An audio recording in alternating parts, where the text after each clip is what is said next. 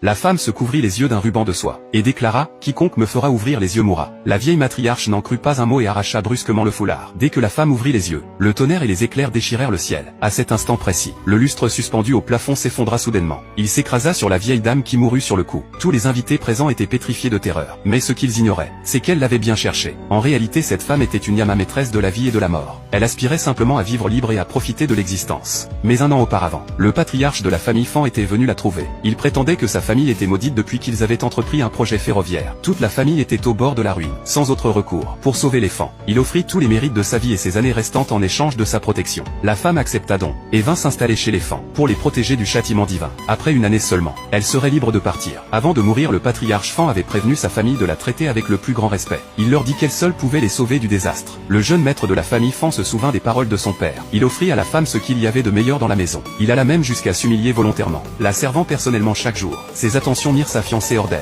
Elle estimait qu'une femme aveugle ne méritait pas un tel traitement. Elle complota donc avec sa belle-sœur pour chasser cette femme. Ce jour-là était le banquet du 50e anniversaire de Madame Fan. C'était aussi le dernier jour de protection de la femme pour la famille. Un an plus tôt, pour contenir la malédiction, elle s'était bandé les yeux, utilisant son propre corps pour réprimer le malheur des Fan. Et après le banquet, elle serait libre de s'en aller. Mais la fiancée prévoyait de l'humilier. Elle et la belle-sœur se rendirent dans la chambre de la femme, et lui apportèrent une robe de jour. Elles mentirent en disant que c'était une tenue de soirée pour le banquet. Elle pensait que la femme était aveugle, mais celle-ci voyait tout parfaitement.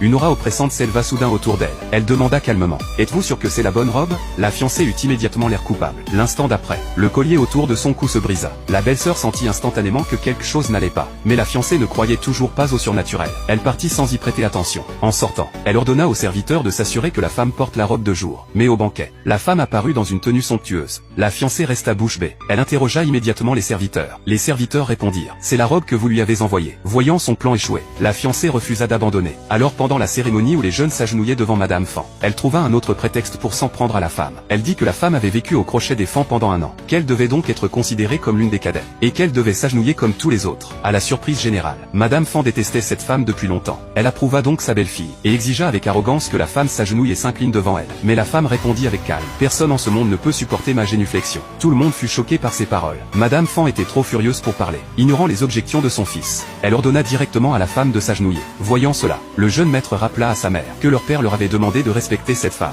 Mais Madame Fan s'en moquait, alors qu'elle tentait d'user de son autorité pour forcer la femme. La riche famille Cheng arriva au banquet. Madame Fan pensait qu'il venait pour son anniversaire, mais ils allèrent droit vers la femme et s'agenouillèrent, implorant humblement son aide. Tout le monde resta stupéfait. Ils se demandaient tous qui était vraiment cette femme, pour que la puissante famille Cheng s'agenouille devant elle. La fiancée sema encore le trouble. Elle se précipita en avant et dit, « Ce n'est qu'une aveugle insignifiante de la famille Fan. Inutile de vous agenouiller devant elle. Peu importe votre requête, vous pouvez en parler à Madame Fan. » Alors le majordome de la famille Cheng prit la parole. Il dit que le patriarche Cheng était gravement malade. Ils avaient entendu dire que la femme possédait des pouvoirs mystérieux. Ils étaient donc venus spécialement l'inviter chez eux. Madame Fan, entendant cette requête mineure, voulut s'attirer les faveurs des Cheng. Elle accepta au nom de la femme. Mais la femme répliqua, « De quel droit répondez-vous à ma place ?» À ce moment-là, la vieille matriarche accourut. Elle avait toujours détesté cette femme qui vivait à leurs dépens. Voyant maintenant qu'elle portait de la soie blanche lors d'une célébration, elle la réprimanda pour porter malheur. Elle l'accusa de feindre la cécité pour attirer la pitié, affirmant qu'elle avait clairement vu ses yeux fonctionner. Puis elle lui ordonna d'enlever le ruban. Entendant cela, la femme secoua la tête avec déception, soupirant que le patriarche Fan avait donné sa vertu pour des gens comme eux. La voyant impassible, la vieille matriarche s'impatienta. La femme leur donna un dernier avertissement. « Si j'enlève ce ruban, le châtiment céleste s'abattra sur la famille Fan,